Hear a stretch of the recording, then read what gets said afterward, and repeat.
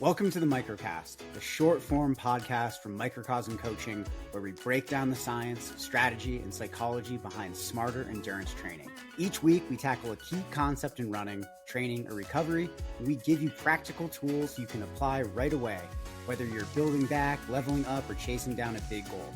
We keep it short, evidence-based, and grounded in real coaching experience. No hype, no fluff, just actionable insights to help you train sustainably and perform at your best. Let's get into it. Here we are. We're back. Back with another one. We're being consistent. We're making it happen. Wow. I feel good about the consistency, honestly. Me too. I feel like it's helpful also because in order to research episodes, we're sort of synthesizing questions that we get both from podcast listeners and from people that we actually coach. And to me, if like a couple people ask a similar question, that's a really good indication we should take a deep dive. And oftentimes it means deep diving into something that I don't know as much about as I would like to, so that I can speak to it at length on a podcast, somewhat from an informed perspective. So I feel like as a coach, it helps us with continuing education too. Absolutely. I mean, no, it's a great way for us to be accountable to that part of the process, to continue to upskill, learn, and grow every week. It means I can keep DMing you random studies about the Elliptical that I find. Yes, they are quite random, but I do appreciate it's our love language. The ping that happens in my headphones. I also have you in my phone set so you're the only person I get notifications from. Really? Yeah. That's very healthy. It's healthy. Just because normally I don't want to be interrupted. I hate notifications, but I guess as my actual life partner, if something bad happened or, something, I would want to know about it. So I'm guessing that this notification here, that's a text from me. I actually sometimes during the workday, I have it set so that I also get notified about Kylie's texts. You guys are collaborators. She is also kind of my life partner.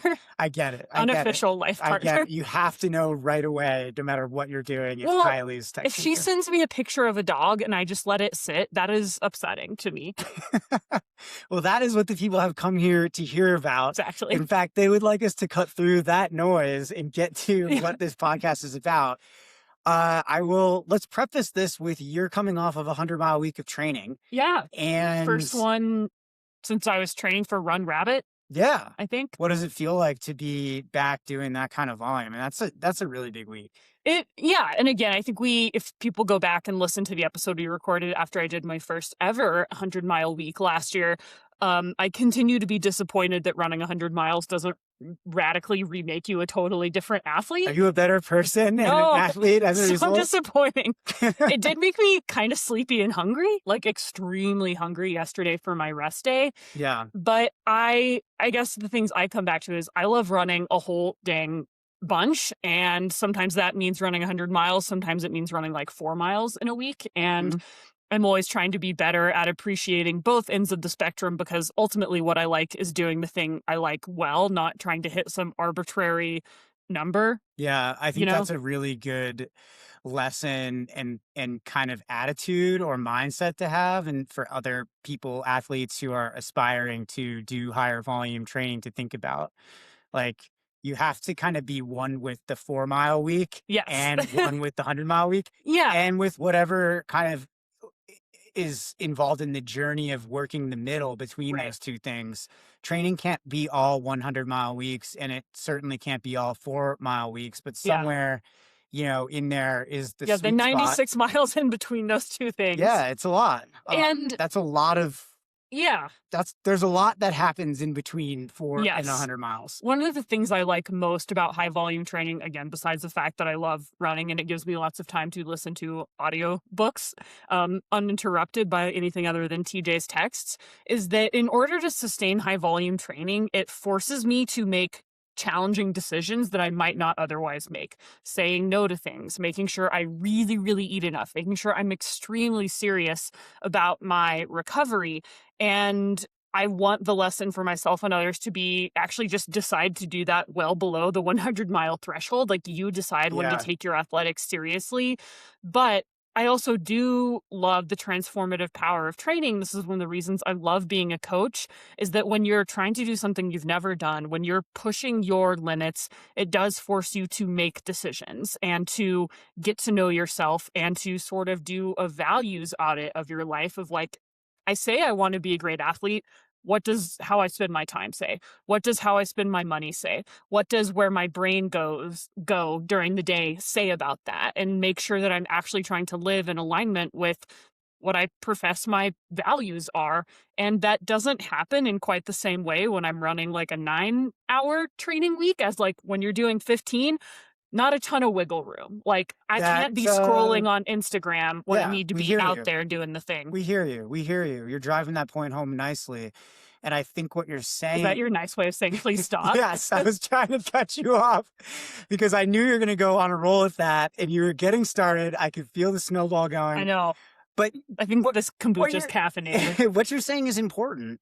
The really big weeks do force us to kind of narrow the funnel and really hone in on what actually matters and the priorities that are most important. And in order to be effective in those weeks, to have more than one of those weeks, you know, in a cycle or in a year, in a build to a race, like we kind of have to know what are the priorities there. Yeah. How do I actually have to take care of myself? How do I have to set boundaries? You know, how do I make sure that I get the right sleep? I don't, you know, overgive in certain areas where then I'm not going to be able, that's going to compromise my recovery or my ability to train. But I think even more to your point is like, that kind of forces us to see that we have a greater version of ourselves that exists there. It asks that version of ourselves to come out. But even more importantly, if we can bring that out in service of the 100-mile week, why can't we bring that out in service of the 60-mile week or the 4-mile week? Right. Surely that version of yourself or a really close second to that version of yourself, we should be able to bring that out, that advocate for yourself all the time. Yes. And that's the ultimate goal, I think. Yes. I think for me, you have to make these decisions when you're doing high volume training. You have to cut shit out. And that helps me realize what things I can live without, what things I can do less, what boundaries I can move.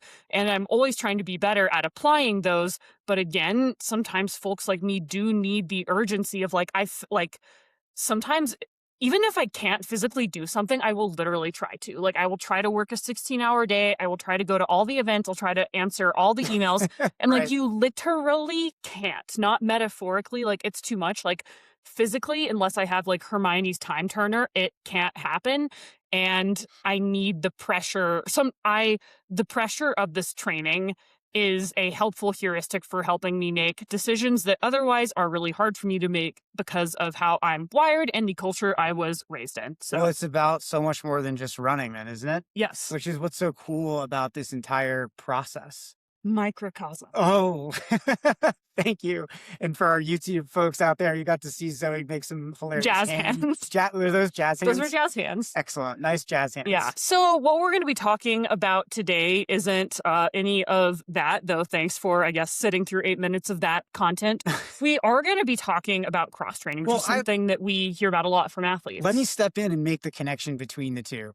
You didn't do any cross training last week. Yeah, I guess. You did some strength training. Yes. But that's not necessarily. Well, I do yoga. I did 3 hours of yoga last week. You did 3 hours of yoga. Yeah. I don't consider that cross training. I don't consider that cross training either. It is, and we'll talk about this. I think about it as being aware of when it can be stress and like not wanting to put it at times where, because it is not just recovering. Like I do restorative yoga. It's not about building the aerobic system. No. That's what I'm saying. It's like, it can be experienced by your body as stress, but is it the same training stress that we're intentionally trying to build through aerobic training?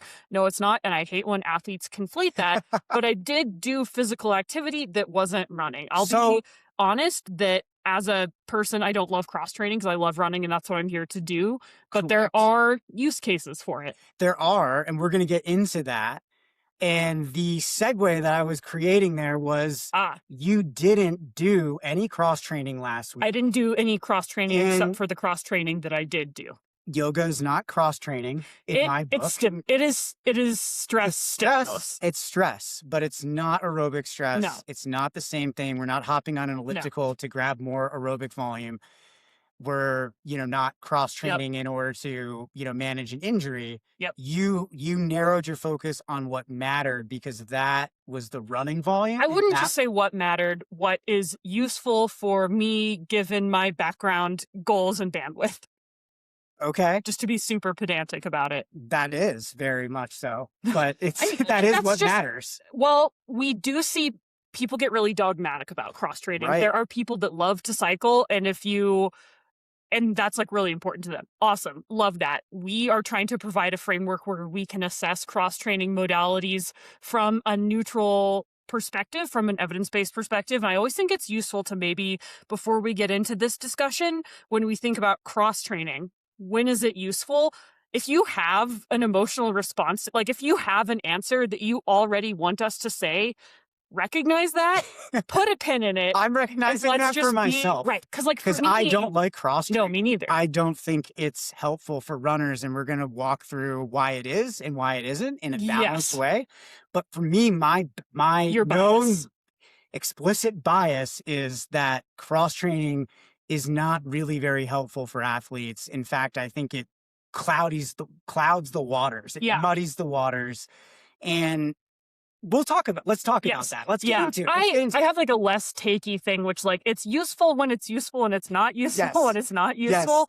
But I do want people to notice their biases coming to this discussion, because like my bias is like, well, I want the answer to be what supports what I'm already doing, which is that more running is the best. So I'm noting my biases, and hopefully all the listeners at home have noted whatever came into their head. So let's put that away, and now we can approach this neutrally. I'll do my best, especially as we start out with a little hot or not rapid fire on cross training equipment.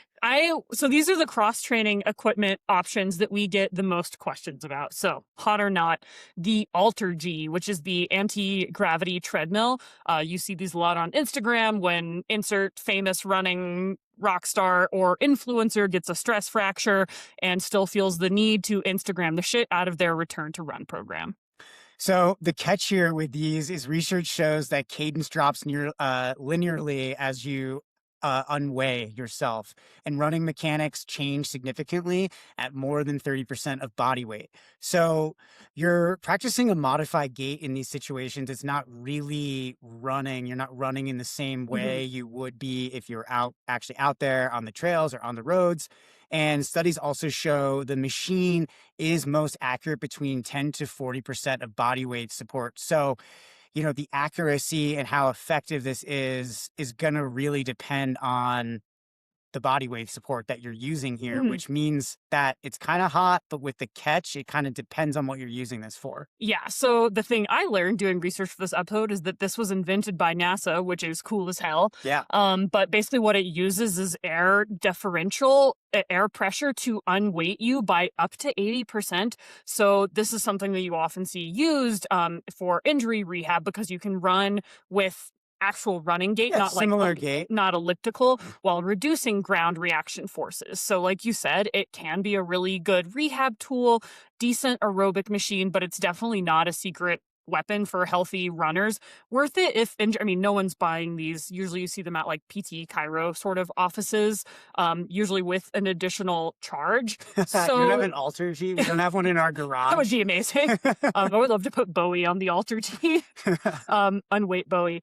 But again, this is something like if your specific return to run program with your PT recommends it, it can be a good tool, but it's not something I would like worry about shoehorning into your life.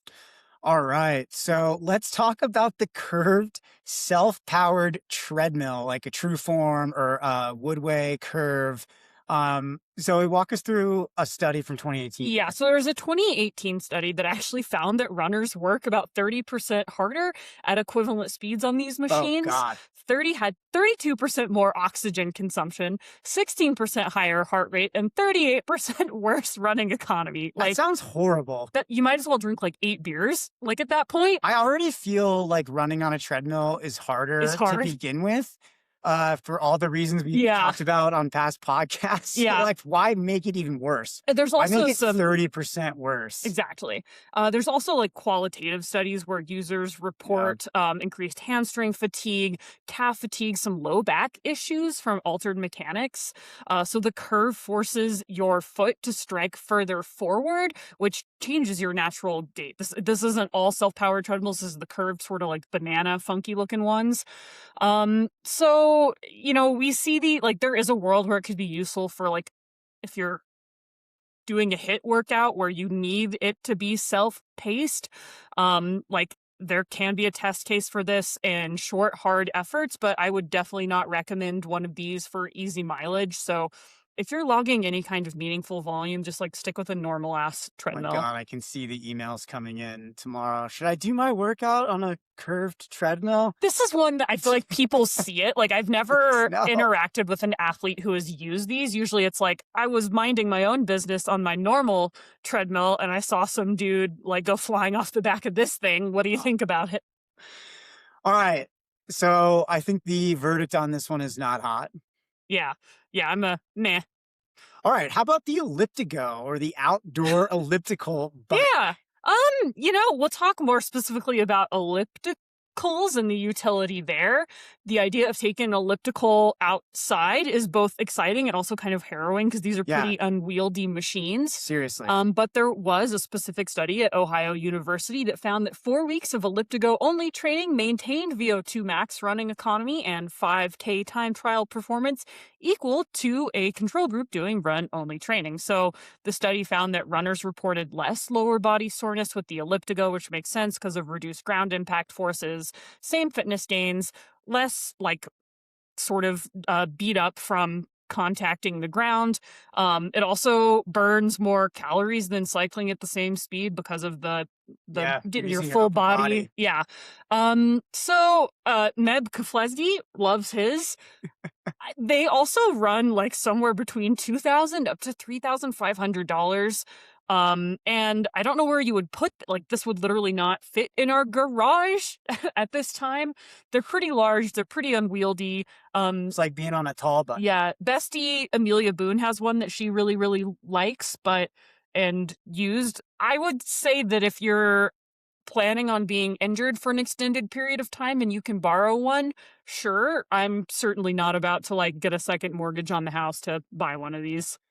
All right. So what are we thinking here? In certain cases, it's probably a lukewarm. Yeah. It's in between hot and not. It's hard to have a full take, like a black and white take on this one. Yeah, because it's like, well, I always like to bring the idea, like, I never like to assess these things in a vacuum. We know that people are making tough decisions about their finances and about what goes in their garage. And about how to manage injuries. So, like, sure, even though a study says it's great for your VO2 max and maintains things, like, is that practical for you? Because, like, if you handed me $3,000 in cash right now, I'm not buying an elliptical. Zoe, the algorithm likes but I could maintain my 5K time trial. Yeah, likes a hot take. I know. Elliptical equals 5K time. Thought experiment. Mail me $3,000. We'll see what I do with it. All right. You could buy 2 Australian Shepherds with that. Just saying. Aussies are expensive. Yeah. So are ellipticals. Yeah. Take your pick. Yeah. Or you can have one or the other this Christmas. 2 additional Australian Shepherds. All right. Rucking and weighted vests. So this is huge on social media right now, especially marketed to women. I don't know if you guys are out there seeing what I'm seeing, but I often see women in like what look like military, kind of like bulletproof vests walking around town here in rural Colorado. And I always have to double take. And I'm like, oh, that's a weighted vest, but it's just camouflage colored. I got it. Like she's got her weighted vest and her fatigues on. Yeah, not maybe great in this climate. But anyways, the studies. Let's get to the studies. So what do they tell us? This is a really interesting case of how social media does science communication wrong. The study that a lot of the like gym and fitfluencers are citing to encourage, again, like I think women being strong is great. Women being interested in fitness is great. Women wanting to take care of their bone density, great. Let's do it. However, the study that everyone cites studied 18 women over 5 years, looking specifically at hip bone density. But here's what often gets left out of discussions around the study is that they did weighted vest usage plus jumping exercises, not just walking. And there was no vest only group. So like the design of this study is like effed from the jump. So we know jumping improves bone density. Like I love prescribing plyos to all athletes, but particularly women, especially as they age, like introducing it in a sensical, like gradually progressing way, because we do know that's positive for bone density. There was a 2025 JAMA trial with 150 people over 12 months that found that neither weighted vest use, even 8 hours a day, which, dear God, imagine doing that study, nor resistance training prevented bone loss during weight loss, which I wanted to point out because sometimes folks will try to, especially women, will try to use the resistance training and use the weighted vest to negate muscle loss with weight loss. When you lose weight, a lot of times it will come from muscle, and that's one of the reasons, like, can't get into it. GLP-1's total mess for runners. So meta-analyses show that walking alone doesn't meaningfully impact bone density, and adding a vest only increases ground reaction forces on the order of like 5 to 10%, which is not sufficient stimulus. And for muscle growth, you need a full range of motion with significant resistance. Walking with extra weight doesn't cut it. Yeah, it does slightly increase the number of calories you're burning, but like so would holding a 2-pound weight. Like you can do a lot of things to do that. This I don't think it's just kind of clever marketing. It's a hack. And it was like this one little study that went viral, and every famous woman with abs on Instagram was sharing it. Yeah, I love that people are getting outside and walking. Yes. That's really great for mental health, and it's also good for physical health too. But again, I'm going to go not hot on this because this is pretty much all hype. Yeah. And you don't necessarily need to go buy a vest to perform this kind of activity. Yeah, exactly. All right. Last one. We will speak about this later in the episode as well, but I did want to sort of just put the standard gym elliptical right up front, because I feel like this is something we get a ton of questions about, and there can be a ton of hype about online. Yeah, and I'm sure, as I do, I have several athletes who supplement their training for various different reasons with the elliptical, despite my personal things with cross training. But again, there's a use case for a lot of this stuff. And you don't coach from a perspective of what you like. So. No, I would not be a successful coach if I did that. However, I'm supposed to have hot takes on here. So my preferences are science. Yes. My opinion becomes fact. Yes. Do I own stock in Elliptical Inc.? You'll just have to wait and see. You never know. You never know. Never know. All right. So let's talk about the case study for the elliptical. Biomechanics are legitimately running similar. Mm-hmm. Okay. They are similar. Hip flexion, extension patterns, they mirror the running gait, and research shows that oxygen consumption is equivalent to treadmill running at the same like RPE. So, wow, that's really cool. A study on high school cross-country runners found that replacing 2 easy runs per week with elliptical showed large effects on 3K performance, not just maintenance, actual improvements. So the hypothesis here is that, there's going to be better recovery between hard sessions because we're not, loading the musculoskeletal system. So it's better for recovery. And this is going to possibly allow for higher quality workouts, which drives greater adaptations. Yeah. And then for injury prone runners, those coming back from an injury, runners, who are masters athletes, who are 40 plus years old, or anyone, that's kind of reaching their ceiling in their training with their miles, noticing some niggles and things popping up, it could be a legitimate tool to build aerobic volume without the impact forces associated with running. Yeah, and I wanted to include that study on the high school athletes because I think that, again, that's sort of an outlying age group. Like I don't work with high school athletes. That is a slightly different population than like middle-aged trained athletes. And younger folks have less base and therefore are going to be less injury resistant, and therefore one would anticipate them having even more positive effects from subbing elliptical for running. But I do think it illustrates an important point, particularly when you look at masters athletes, which have some analogous challenges.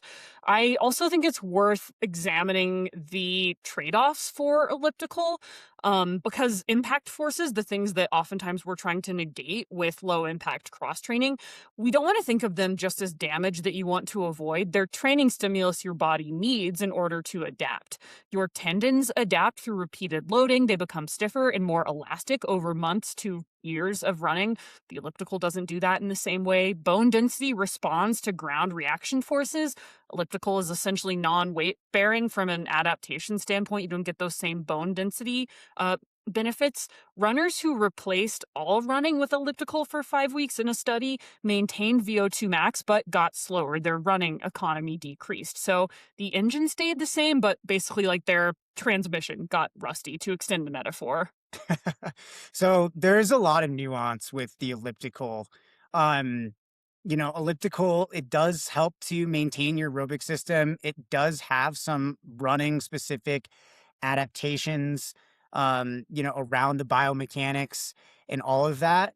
But for short-term use for a day or two here in a week, it's probably worth it, especially if you're dealing with an injury. You can maintain some of those neural pathways, the neuromuscular adaptations.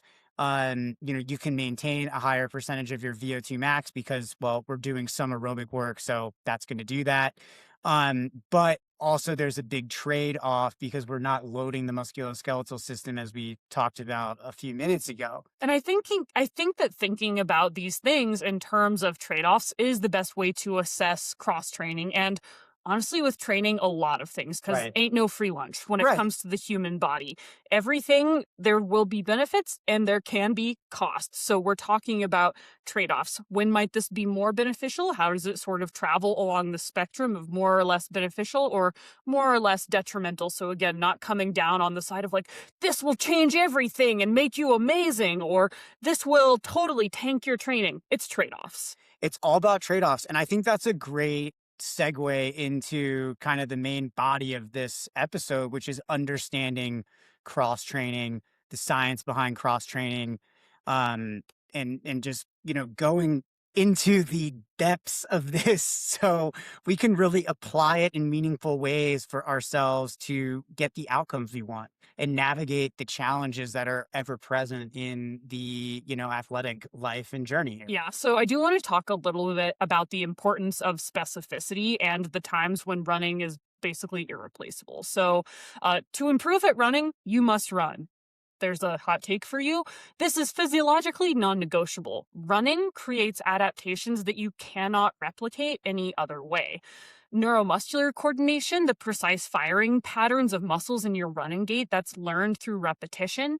Tendon and connective tissue adaptation, we talked about that. Bone density, impact forces stimulate bone remodeling, and non-weight bearing activities don't do this.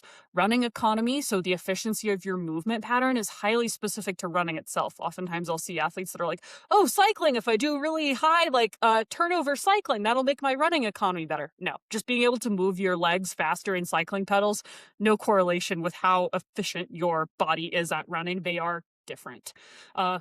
Gravity, hell of a drug. So what the research shows about transfer, there was a key study on cross-training that found that cross-training effects never exceeded those induced by the sport-specific training mode. The principles of specificity tend to have greater significance, especially for highly trained athletes. Again, let's note some of the trade-offs and limitations. Not every athlete listening to this might identify or be highly trained. Well, let's make a distinction here. VO2 max can transfer between modalities. Yep. Cycling can maintain your aerobic engine, so can using the elliptical, so can swimming. Yeah. Aerobic work can help maintain your aerobic engine, but running economy cannot transfer. Swimming doesn't help, biking doesn't help, elliptical doesn't help. It requires running to maintain. So that is a really, really important distinction. Mhm. As we'll talk about later, when we decide how we want to distribute and use cross training, we have to keep that specificity in mind. One thesis study looked at runners who replaced all running with elliptical or biking for 5 weeks. They maintain VO2 max, but got slower because why? Well, their running economy is decreasing because of that specificity Yeah. rule. And I guess to like sort of steel man, most people are not like, well, I don't want to replace all of my running with cross training. Usually that only happens in the case of like when you have prolonged injury, like a stress fracture. So there's also good news that like if you continue to train through your injury, and again, a way that's overseen by ideally a sensical coach and a care team in the form of a PT, you Yeah. can maintain fitness. And that's like the good news I would take from that. But again, I do want to illustrate the point that like not all of these things are the same all the time. So there's good news and bad news. And Trade-offs. Right. There are trade-offs. And if you go back to our episode on the least you need to do to maintain adaptations, you can kind of see the windows that you're working with here. And that can help you to try to combine some of the information from this episode into, your own unique circumstances if you're navigating an injury, Yeah. for example. So just remember there is a detraining clock Yeah. that is going here. And when you stop training entirely, you do lose approximately 2% of fitness per week. And after 2 to 3 weeks, you see measurable decline in VO2 max. After 4 to 6 weeks, significant losses in running economy and lactate threshold does shift. So cross training can help us slow that clock dramatically by maintaining our aerobic adaptations. But our running specific adaptations, they are going to fade, mainly that economy, and also just the way we're adjusted to those impact forces. So let's talk about when cross training is good. Let's steel man this side of things. Again, want to acknowledge that running more in the majority of cases is what you need to become a better runner. If you're healthy, recovering well, and have room to add volume, in most cases, running more is going to get you more bang for your buck. Cross training is not a magic shortcut, and for many runners, it can become a distraction from the main thing. Counterpoint, some people just like doing things that aren't running. I think that's a really important part to acknowledge, that like if we have athletes that like skiing, they love gravel biking, they love Zumba, like whatever it is, it's important for coaches to account for the things that make people feel grounded and complete in their lives and help them feel like well-rounded athletes, while again helping them assess when these things become trade-offs. So who actually needs cross training? You likely need cross training if, let's line up a couple of these bullet points. If you keep getting injured at certain weekly mileage, or you've kind of found your ceiling. If you're over 40 and recovery takes longer than it used to. If you have a history of stress fractures, tendon issues, or overuse injuries. If you're coming back from an injury and can't run at full volume yet. If you're in a high stress life period, job, family, sleep deprivation, things are just off in the life area, your body may not be able to absorb all of those impact forces. And so we can shift to some cross training to keep the aerobic engine going while also limiting the risk for injury. When do you think athletes should think about just running more? Assuming that the equation here isn't I love cycling, should I add in cycling in order to be more joyful in the process? And it's like my goal is to get better at running. I have more bandwidth. What should I do? Well, it's hard to not grab the first part of what you mentioned, because like as coaches, we're always working that balancing act with our athletes to combine, their like what they need to do to achieve their running goals with the other parts of their identity that are important to them. But if you do have room to do more and you can and you can handle it and not get injured, that's going to be a big driver for doing more volume. But also if you're, running less than you used to and you're wondering why you're slower, that's another great reason. Mm-hmm. Or you're doing lots of cross training, but only running 2 to 3 times per week. That's a great reason. You're not very specific. If you're running 2 to 3 times a week, it's going to be hard to get better. If you haven't actually tested where your volume ceiling is, sometimes you do need to go out and do the quote unquote trial of miles, which, there's some coaches out there who talk a lot about that on their podcasts. I think about that a lot as like throwing some eggs against the wall and seeing what sticks. I don't love that because it's not super scientific. But I think there are great ways to take that idea that came from a fictional book, by the way, to take that idea. Always a good idea to Yeah. get your training methodology from fiction. Absolutely. Which is why I use the Harry Potter Quidditch periodization method for all of my athletes. Does that involve some kind of a wand? It does. A broom? And you Is there a don't want to broom? know what we do with it. Yeah, it's very, yes. Oh my. Lots of cross training. Got it. I also do want to touch on the idea of a training ceiling, because those ceilings or limits are plastic. Your capacity is always changing. Sometimes it might diminish because of life stress, because of recovery limitations, but there's no sometimes a lot of athletes are like, I can't run more than 40 miles a week. What the heck is 40 miles? Let's track your training in terms of volume, in terms of time volume, so we can actually accurately assess it. And your capacity is always improving. And then you age and it might change. So it's very elastic. And if you eat better and sleep better, you can move that goalpost in a positive way. So I do think it's important to acknowledge, like, some people will have a limitation. Also, I never want athletes to tell themselves a story of like, I can only run XYZ number of miles or time or whatever it is in a week, because those things are movable. They're movable in both directions. So that's a very flexible part of That's this. a whole other podcast about being careful about the stories we tell ourselves around the patterns that we think we're we can unpack that on my Quidditch episode. So let's get into the zero-sum question here. Substitute or add? And I think this is the key decision, right? It depends on what your constraints are. It's not zero-sum. When you have time and, you have recovery capacity to spare, you could consider, adding. But I do think, like, the first thing is to consider, could you actually just add more running rather than cross training? And then go through the list of like, okay, if I legitimately can't add any more running because X, Y, and Z constraints, then, maybe adding that cross training double or an extra, you're not training on a Friday. So you add that session can help you raise up that volume, and it could elicit a breakthrough. Yeah, I think one decision framework that can be helpful for athletes is, if you're healthy, running low mileage, and have room to grow, I would advocate for just run more.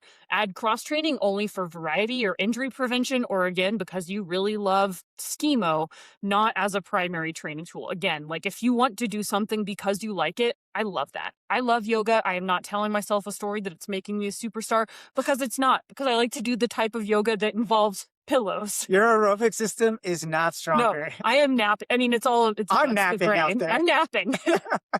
my sleep, I'm working on my sleep. I go to yoga so I can nap. So again, like, if you want to cross train because you like it, that is valid. But we always want to separate because I like it from I'm uncomfortable admitting I like this thing, so I have to start telling myself that it needs to be training, and training always needs to be productive.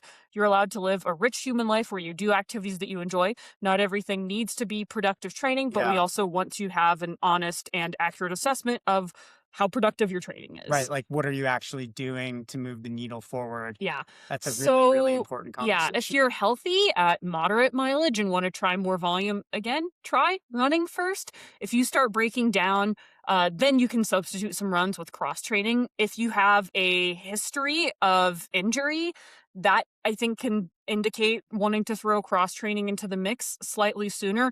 Again, with the caveat of like, don't just throw the elliptical at it and not assess your recovery habits. If you like the elliptical, go with God. I'm happy for you. You are a mentally stronger person than I am. But I always want athletes to, like, instead of telling ourselves a story about why we're fragile or about why we have injuries, let's actually look at your diet. Like, let's look at the decisions we're making and see, is the ceiling we think we have, like, more of a story than an actuality? I think masters athletes adding in cross training, great, because again, their ability to synthesize protein is diminished. And a lot of them have a huge aerobic base. So there is some ability to tolerate more in different volumes. So again, I think it can be a really good tool for runners who can't run more, whether that's due to injury history, age, recovery limitations, time. It's not a substitute for putting in the miles if you're capable and willing to put in the miles, but athletes do need to be honest about where they fall into those categories. All right. I want to talk about aerobic cross training and do a deep dive on this. What actually transfers, what's actually going to help athletes move the needle forward. So running specificity ranks based on neuromuscular transfer. This is one of the most important things that we've already highlighted in this podcast, is that when we run, we get neuromuscular adaptations. When we use the elliptical or the bike or we go swimming, we don't. So something interesting here, aqua jogging and deep water running come in around 85 to 90% running specific. Elliptigo is around 85%. Arc trainer and elliptical are, 80 to 85%. Cross country skiing, ski erg, 75 to 80%. Cycling drop, 60 to 65%. Rowing, 55 to 60, and so on. Swimming, 40%, 50% at best. Sad news for swimmers. So we have a few things that we're going to talk about because they are more specific to running, and we have some stuff that is clearly not specific to running, i.e. cross-country skiing, ski erg, cycling, rowing, swimming, etc. Great news for all of our soggy joggers out there, because this is the gold standard for, I think, if you're like, what do I do? I'm injured. This is a good one because the science is really strong. There was a 1993 study that found that runners maintained VO2 max and 2-mile performance. This works because it uses the same muscle activation patterns as running, same range of motion, and the water resistance provides training stimulus, all with zero impact. So it's safe for almost all injuries across the board except for hip flexor issues, so pretty specific limitation there. I do want to note that technique matters. You do need to stay upright. Don't lean forward as much as you would on land. Focus on that high knee lift, compact back kick, natural sort of arm swing, use a flotation belt. Don't do like me. Last time I was injured, I was just like, I went to the pool to try to, without flotation? I didn't realize you needed like the belt, and I was like, why can't I do this? So I would have loved to see a video of that. Aqua jogging, a really great option. Okay. Number 2 here, the elliptical. And again, I'm not sure if this is necessarily underrated. There's a lot of coaches out there who talk about this, but we haven't explicitly talked about this in a long time. So I'd say it's at least underrated for our podcast. Research shows oxygen consumption is equivalent on treadmill and elliptical at the same RPE. And that study on cross-country runners that we talked about earlier, replacing 2 easy runs per week with elliptical, showed large effects on 3K improvement. The hip flexion and extension pattern is very similar to running. So again, we are using some of those same neural pathways. It's not exactly the same, but it is a high percentage of transfer. Why it's good? Well, you can do any workout on it. Easy runs, tempo, intervals. It's indoor in a controlled environment, no weather, no traffic, no impact on the joints. And they're really widely available. I don't know how much it costs to do like one of those like Planet Fitness anymore. Yeah. If it's still $10 a month, but well, we live in rural Colorado, so we don't have one of those. We don't have that. But I would imagine folks would probably locate an elliptical for not too much money to use if they're in a training pinch. Run me through some of the limitations. So here you're not getting those ground contact forces, which again, sometimes can be a feature, sometimes depending on the injury can be a bug. So no tendon or bone loading adaptations. Your stride might be constrained by machine dimensions, and it can feel monotonous. There's no amount of Real Housewives that will make me enjoy the elliptical. So one thing that we do want athletes to think about is make sure that your cadence is similar to your running cadence. For a lot of folks, that's 170 to 180 steps a minute, and let your arms swing naturally. Again, just do your runner thing, but on the elliptical. All right. Let's cover cycling here because many runners nowadays have a bike. A lot of folks the IPOS crowd. Right. A lot of folks are thinking about, being multi-sport athletes, crossing over to skiing in the winter with uphill, and then going into, more of this gravel riding mode on some days in the summer. We coach a lot of athletes who do that. We have a coach, you have actually. Two specific cycling coaches, James and Zach. Shout out if you're a person who's been infuriated by this whole discussion. Thank God there's other coaches besides us. Right. I mean, and we like you said, Zach Russell and James Nance are 2 of our expert coaches who specialize in helping multidisciplinary athletes who cross over from run to cycling kind of like maximize their training Yeah. within these constraints. There's only a 60 to 65% crossover from cycling to running. So it's not necessarily great for runners unless we're doing this under the, the watchful eye of an expert coach. Yeah. So in cycling, VO2 max can be maintained or even improved through the use of the bike. A 2003 study found that cycling adequately maintained aerobic performance in female distance runners during the off season. But running economy decreases if you replace all running with cycling. Yeah. And so the transfer problem here is that it's just a different movement pattern. It's circular versus linear. It's concentric dominant, meaning you're pushing down on pedals. Even if you have the shoes in really good form, a lot of times runners do struggle with that hamstring pull, whereas running has more of a stretch shortening cycle in the running stride. Different muscle recruitment with quad dominant, less hamstring and glute emphasis, and no impact forces means no bone or tendon adaptation. Again, worth acknowledging where this works well. Great for off-season maintenance, active recovery days, injured runners with lower leg issues like foot, ankle, or Achilles problems, or when you need a mental break from running. Again, if you like biking, heck yeah. Yeah. I mean, you can do so much aerobic volume on a bike. Yes. But if that ends up dominating your training, it's going to be hard to get better at running because of the neuromuscular. Yeah. So thinking of a way to think about this in training, like converting training hours, roughly 1 hour of running equals 2 to 3 hours of cycling at the same heart rate because there's less muscle mass engaged. You need more time to get an equivalent stimulus. So high cadence, like 90 plus RPM, transfers better than just the like easy peasy grinding. All right. Lastly, swimming. So research on cross-training transfer states, and I really liked this exact quote, swim training may result in minimum transfer of training effects on VO2 max, which is science for nah, dog. Yes. Science for nope. Nope.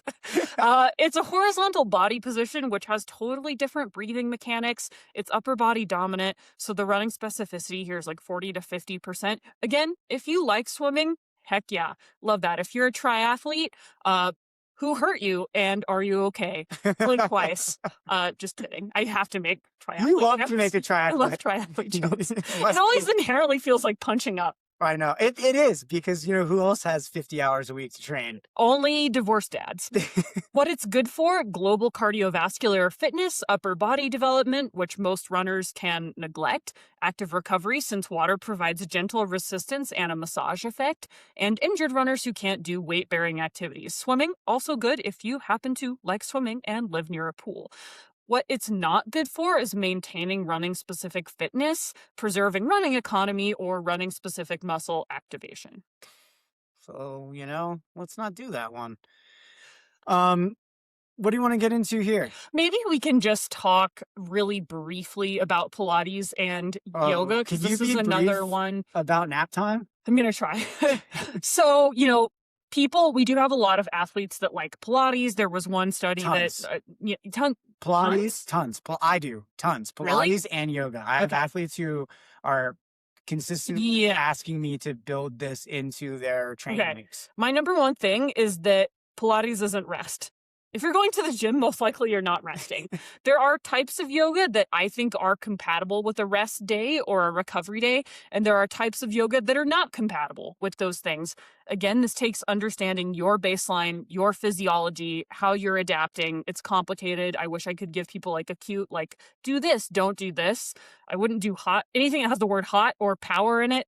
That's probably not rest. Not good for your rest day, folks. But, hot yoga, bad. Yeah, there is some evidence that using Pilates to build a stronger core is helpful for running, to which I would rebut, that's a great study you have there. Have you ever considered just training your core? Counterpoint, taking a couple minutes a day to train your core is great. Again, if you like Pilates, awesome, but we cannot convince ourselves that it's like the silver bullet for running performance. Again, if you like it, hell yeah. If it gets you into a space where you do work on your core, then it's probably a positive thing. There's also some folks that try to argue that it's good for better knee and pelvic alignment. Again, a lot of that could be mitigated through just proper strength training and working on your mobility, making sure your range of motion and your movement patterns are good. if you like Pilates, do it. But like, again, let's not like try to build an entire like case that somehow it's missing from all of our lives. So, I think best case runners with low back pain, IT band issues, or visible trunk rotation who aren't doing any core work and refuse to do those things the way that most normal people would do them, which is just strength training as programmed by the coach that they pay. Sure, go do Pilates. That's an expensive and time consuming way to get a couple of things you could get through other modalities. Again, if you just like to wear pink and go to the gym, awesome. Get it, girl. Pilates isn't aerobic. And if you're doing it instead of aerobic cross training, you're getting core stability, flexibility, some mobility, but you're not maintaining your cardiovascular fitness. It's a component, not a replacement. And I do believe it's active and strenuous enough to be stress that's not training specific stimulus, so it can take away from your ability to recover and adapt to the actual training. So again, I think this is one where like mega trade-offs. I'm going to just jump in here with a little bit of a different values proposition on the yoga front for Give it to me. for our yogis out there. So what yoga does offer is flexibility and mobility. So that's going to come from holding stretches and moves through ranges of motion. Breath work and parasympathetic activation for recovery and stress management can also happen depending on what kind of yoga class you're doing. Yoga is a very broad category. I'm learning super broad. As someone that accidentally went to a Meridian yoga class and did not like it. Don't even know what that is. Not sure we have time to dig into that. No, we do not have time. I do also like the body awareness and proprioception that can be developed from going through these different ranges of motion and poses, and the mental focus and the meditative benefits. I think if you're an athlete out there who is not doing some kind of meditation, if you're not doing something regularly to activate your parasympathetic nervous system and get yourself in a recovery state, you've got some low-hanging fruit that you could work on. Perhaps yoga is something for you. Honest question. Do you think I've been chiller since I started doing yoga? Yeah, actually, to be honest, you've had less blowups. Yeah, it's true. You've dealt with the challenges, I think, with more, just more more awareness and of the bigger picture. And it's only taken several hours a week for like 5 consecutive months. These things do work. Yes, they do. You don't have to pay to go to a yoga studio to do it either. No. It works. Marrying the mental practice with the physical practice, for me, as someone who's very embodied, linking those things, I have found extremely helpful. So that's my plug for yoga. I do think that everybody has to find their way to build mindfulness into their lives. And for you, this is a very successful way to do that. Yes.